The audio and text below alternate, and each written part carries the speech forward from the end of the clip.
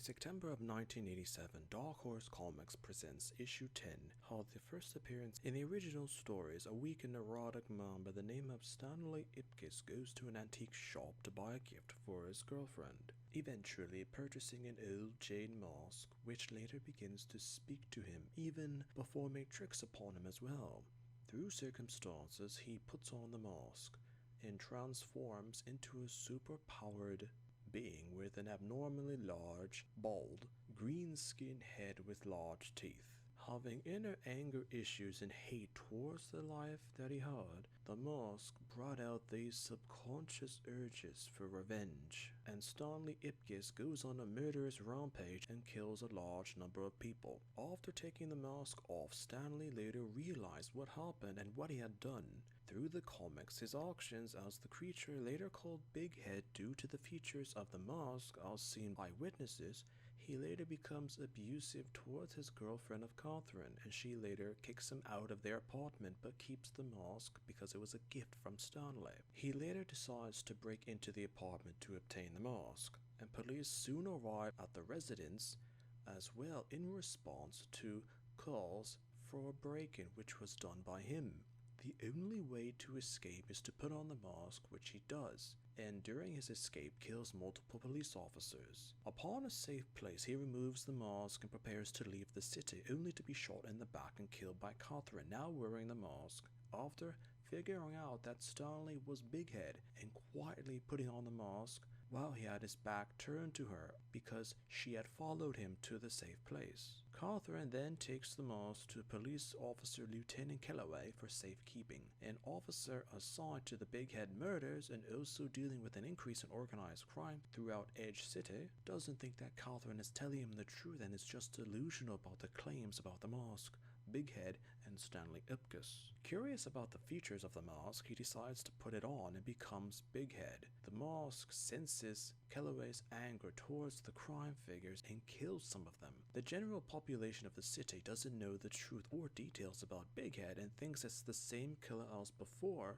but is now targeting organized crime figures. Kellaway eventually stops the cycle of crime and buries the mask in cement within the basement of his residence and vows to never let it be worn again. This was the original story and plot of the mask prior to the film being made. On the 29th of July 1994, released by New Line Cinema, the film was produced on a budget of roughly 18 to 23 million US dollars. The film later earned $351 million US dollars.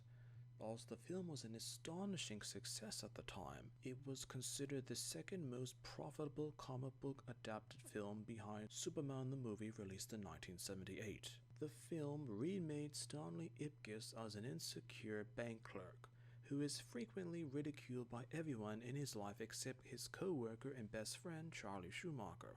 A local gangster by the name of Dorian Tyrell decides to rob the bank that Stanley works at by sending his girlfriend Tina Carlisle to the bank to act as a spy to learn its layout in preparation for the robbery. Through the course of the film, Stanley obtains the mask and actually uses it to stop Dorian and saves Tina from him as well. Stanley eventually realizes by the end of the movie that he doesn't need the mask anymore, and both he and Tina fall in love as he throws away the mask, only for Charlie to try and get it to see if he can have an exciting experience as Stanley did. Development of the film had it that key details of the comic would be changed for the adaptation.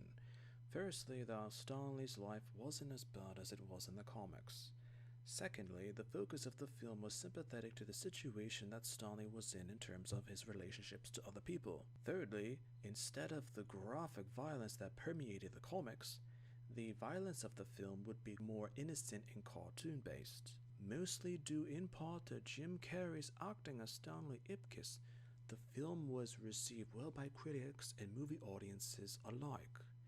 Due to the on-screen chemistry between Carrey's character of Stanley Ipkiss and Cameron Diaz's character of Tina Carlisle, the film was believable and relatable, especially his take on Big Head, which was later called The Mask. Within the comics, the character was also formally called the Mask in reference to the film. The film was so monumental that it was later considered one of the best films of the entire decade of the 1990s. And the extraordinary success of the film was so apparent that after the film's release, Dark Horse slightly changed the tone of the comic to more reflect the film that it was based on. Jim Carrey's version of Stanley Ipkiss became the definitive version of the character, especially after later installments of Dark Horse Comics, which received mixed reviews due to the phenomenal role played by Carrey, and the fact that the general population identified the movie version of Stanley Ipkiss, not necessarily the comic versions of Big Head. Originally, there were plans for Jim Carrey to return as his version of Stanley Ipkiss in a sequel to The Mask. There was even a contest in the video gaming magazine of Nintendo Power in October of 1995 that there would be a contest and the winner would be awarded with a walk-on cameo appearance in the film. The director of the film later commented that he'd be interested in a sequel, and that Carrey's character of Stanley Ipkiss was critical even to any possible sequel success.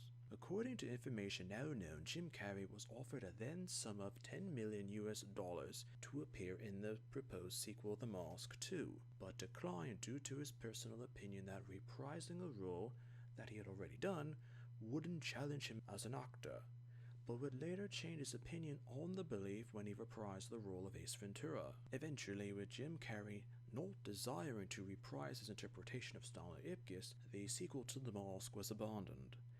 Nintendo Power later apologized to the winner of the failed contest to appear in the film with a compensation of $5,000 on other prizes, with an official apology in the final printed issue of Nintendo Power in 2012.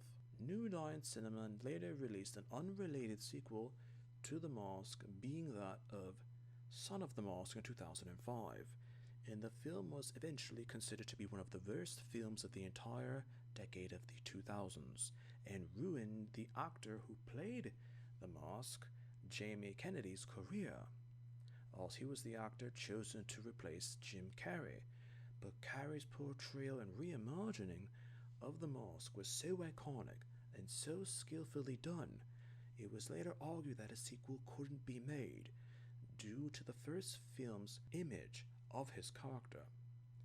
Sometimes a character can be forgotten because they were remembered as a single interpretation and ignored as others.